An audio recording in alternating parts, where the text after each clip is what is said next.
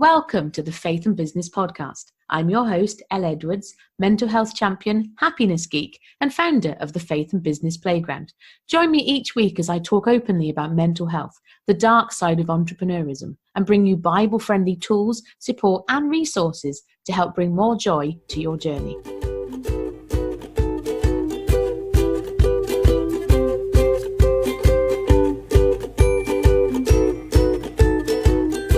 In today's episode of the podcast, I am here to remind you that yes, this year, at the time of recording, is already 1/6 over. Dun, dun, dun! I feel like we should have fanfares and shock horror. We are the 1st of March. Happy St. David's Day. If you are in Wales like me, Dydd Gwyl Dewi and hapus, and I'm rubbish at speaking Welsh. I should have practiced that before. And my children speak Welsh fluently. They go to Welsh school, but I do not. I speak terrible Welsh. But if you are celebrating St. David's Day today, then happy St. David's Day to you. And remember, this time last year, we actually had to pick up some of the children up early from the St. David's Day celebrations because the beast from the east was here. There was snow, and I'm recording these episodes a little bit early. I'm usually about a week to 10 days ahead of time.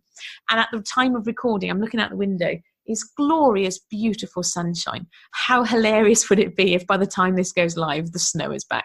Please, no. But yes, 2 months of this year are already over. Now, how does that make you feel? Does it terrify you? Does it excite you? Are you looking back on how far you've come already in the last 2 months and going, yeah, this has been great? Or somewhere in between? What does that look like for you? Because yes, this is the Faith and Business Podcast. We talk about faith, we talk about business, we talk about mental health and how these all smush together, doing business as people of faith. And so it felt, I had that nudge, that reminder that this would be a great opportunity to remind you about the power of goal setting, but as it relates to day-to-day life. Because yes, I do advocate goal setting. I've got a little tiny book all about goal setting. But I don't want you to set goals on January the 1st or maybe right at the end of December and then forget about them. I love to use the calendar to our advantage. It talks about in the Bible, in Ecclesiastes, about a time for this and a time for that. It's seasons. You know, I think that we were given seasons by God as a gift, and there is a time for everything. And so I think it would be remiss of me if I didn't take this opportunity to remind you, and you, for your part, use the calendar to your advantage.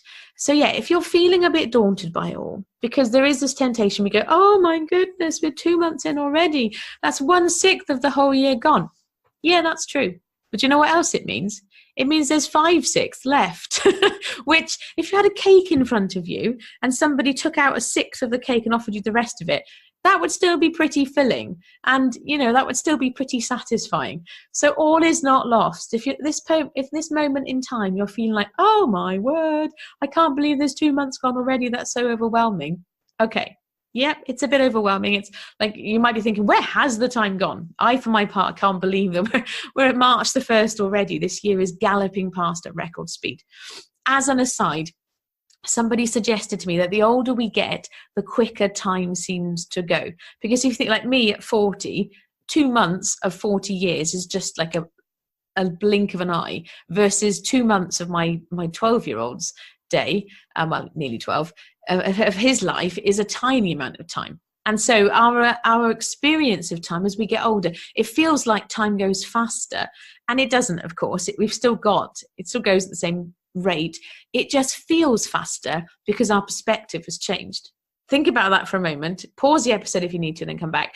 But that might blow your mind a little bit. You're like, whoa, it's timey-wimey stuff. But it's true though. So depending on how old you are, that's why I think time seems to go faster. So if you're sitting there thinking, oh my gosh, it's gone already, whoa, take heart. You still have 5/6 of the year left. There's still plenty of time. But what I would encourage you to do is I would encourage you, if you haven't done any sort of like dreaming, goal setting, planning sort of stuff for the year, it's never too late to start. And if you want some help with that, I would, there's a little bit of a plug, but it's free. There's a plug for my free book on Amazon. It's called Happily Ever After. It's a very short little book. The Kindle copy, like I say, is free on Amazon. And it's the process that I go through every year to get ready for the new year. And it's grounded in, what you'd like the year to look like, and then how to break that down into smaller stuff.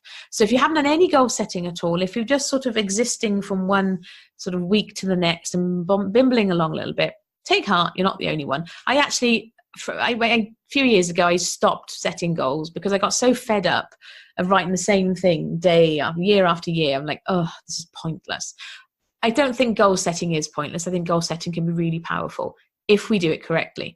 And so for my part, what I advocate, and I do myself, and I advocate with my clients, and it's in the book as well, is 90-day goals as well. Think of this as quarterly.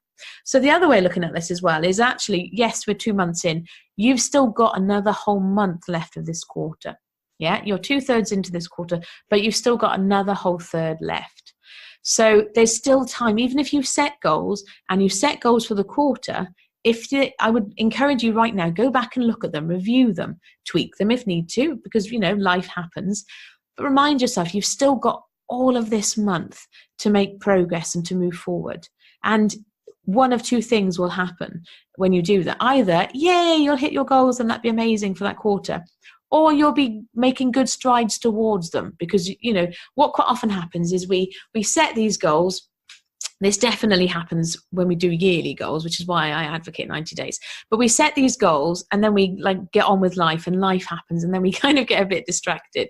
And so I want to remind you today, go back and look at your goals for this quarter. See which ones you can, if you've completely forgotten about them, decide, are they still important to you? What can you do? What's the next step? And then the step after that to make some progress and some headway into those quarterly goals. If, on the other hand, you don't have quarterly goals, if your goals are for the whole year, it's never too late to have quarterly goals. You haven't got to wait until April the 1st. You can do it now. You can decide when your year starts. One of my dear friends in the playground, her new year, it always ties in with the tax year. And also, her body doesn't like winter very much. And so for her, this idea of refreshing and starting anew, right slap bang in the middle of winter, is exhausting. So she's true to her energy levels and she honors what her body needs. And instead, she likes to have her new year start in April, when the sun is starting to come out a little bit more, when things aren't quite so chilly and cold. So yes, we can use the calendar to our advantage. Yes, there is a season for everything, but the calendar, you are the ruler of the calendar. It is not the ruler of you. I had to just think for a moment before I spoke then.